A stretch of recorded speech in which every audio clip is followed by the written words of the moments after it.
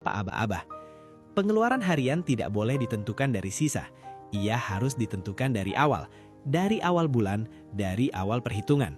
Kalau tidak, satu hal pasti terjadi. Kebutuhan orang lain akan selalu menang. Bukan karena mereka jahat, tapi karena kebutuhan yang datang lebih dulu akan selalu terlihat lebih penting. Sementara kebutuhan diri sendiri karena tidak terlihat mendesak, akan terus ditunda. Ditunda hari ini, ditunda minggu ini, dan akhirnya ditunda 1 bulan penuh. Sekarang kita masuk ke bagian yang paling penting, bagian yang bisa langsung kamu terapkan.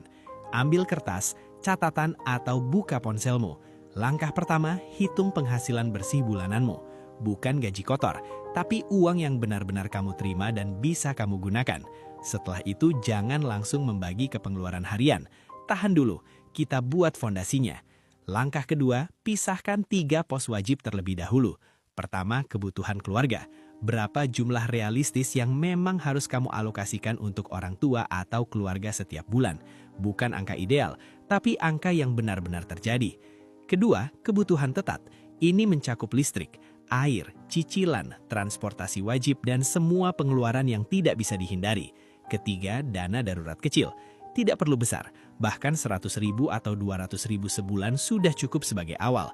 Tujuannya bukan kaya, tapi memberi napas saat ada kejadian tak terduga. Setelah 3 pos ini dipisahkan, barulah kamu melihat satu angka penting. Inilah uang untuk dirimu sendiri. Uang yang bukan sisa, tapi hak. Uang yang memang disiapkan untuk menopang hidupmu sehari-hari. Dari sinilah batas pengeluaran harian ditentukan. Bukan dari sisa, tapi dari prioritas yang sudah kamu tetapkan dengan sadar. Rumusnya sangat sederhana, dan justru karena sederhana sering diremehkan.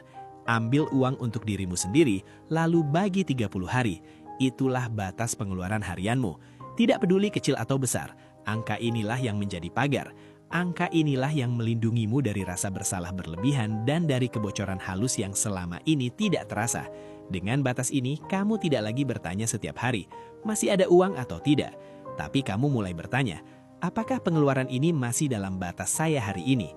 Ingat baik-baik, menentukan batas pengeluaran harian bukan berarti kamu egois. Ini berarti kamu bertanggung jawab. Karena generasi sandwich yang kuat bukan yang selalu mengalah, tapi yang tahu cara bertahan dalam jangka panjang. Di bagian berikutnya, kita akan masuk ke kesalahan kedua, kesalahan yang sering membuat generasi sandwich bocor tanpa sadar, bahkan saat merasa sudah hidup sangat hemat. Kesalahan kedua, tidak memisahkan pengeluaran wajib dan pengeluaran emosional. Setelah seharian bekerja, menahan pikiran, dan memikul tanggung jawab yang tidak ringan, ada satu momen yang hampir selalu datang. Momen lelah, momen kosong, momen ketika kamu berkata dalam hati, nggak apa-apa, jajan dikit.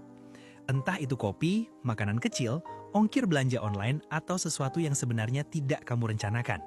Dan di titik ini, penting untuk kita luruskan satu hal.